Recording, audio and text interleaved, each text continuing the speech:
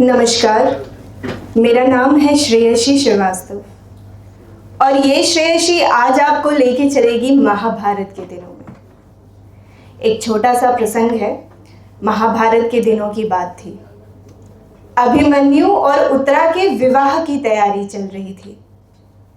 उतने में उत्तरा की माताजी आती हैं और द्रौपदी से कहती हैं कि मुझे गोविंद ने आश्वासन दिया है कि मेरी पुत्री का पुत्र सम्राट बनेगा, उत्तरा का पुत्र सम्राट बनेगा, इसलिए मैं उत्तरा का विवाह अभिमन्यु से करवा रही हूं। द्रौपदी के कानों में जब उनके शब्द जाते हैं तो वो सोच में पड़ जाती हैं कि उन्होंने ऐसा क्यों कहा कि उत्तरा का पुत्र सम्राट बनेगा। युद्ध पश्चात विजय पे तो अभिमन्यु सम्राट बनेगा, तो उन्होंने ऐसा क्यों कहा।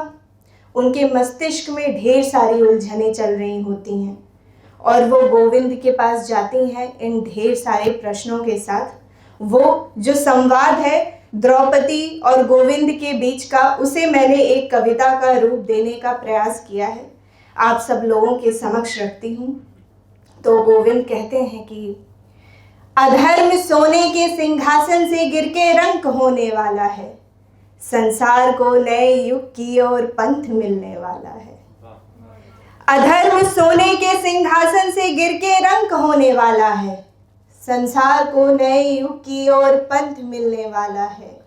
तुम अपनी हृदय की त्रास एवं पीड़ा को संभालो सखी, पांडवों को छोड़ समस्त कुरुवंश का अंत होने वाला है। बहुत बहुत धन्यवाद। ईश्वर के शरणागत ईश्वर में लीन हो जाएंगे, प्राचीन सभी धर्म फिर से नवीन हो जाएंगे। तुम अपनी ममता का आंचल संभाले रखना द्रौपदी, अभिमन्यु समेत तुम्हारे पांचों पुत्र माटी में विलीन हो जाएंगे।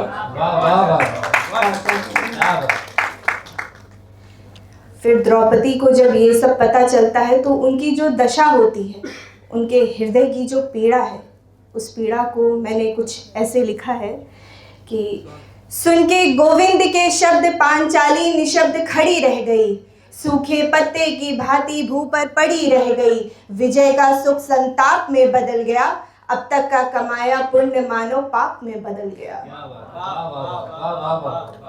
अपने ही लिए निर्णय पे पछताने लगी, द्रुपद सुता अपनी ममता का शोक मनाने लगी और गोविंद से कहने लगी, जीवन के किस पथ पे आपने मुझे लाके खड़ा कर दिया है गोविंद।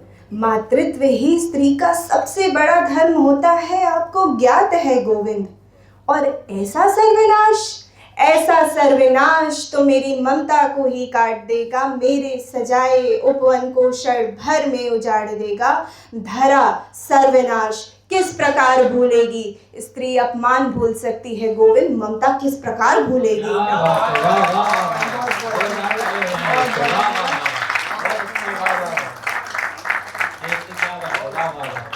स्त्री अपमान भूल सकती है गोविंद, ममता किस प्रकार भूलेगी। और अधर्म का यह पाश मैं भेद नहीं सकती, एक माता अपने पुत्रों की मृत्यु नहीं देख सकती। प्रतिकार का कोई सुख मुझे नहीं चाहिए गोविंद, मुझे ये युद्ध ही नहीं चाहिए गोविंद, मुझे ये युद्ध। बहुत बहुत धन्यवाद। हम सबको मालूम है कि इसके बावजूद भी महाभारत हुई थी और अभिमन्यु और द्रौपदी के और पांचों पुत्रों को वीरगति प्राप्त हुई थी। महाभारत फिर भी हुई, अधर्म का नाश फिर भी हुआ। धर्म हमेशा आगे बढ़ाता है। धर्म का सत्य दुखद हो सकता है, मगर धर्म अपने आप में बहुत बड़ा सुख है।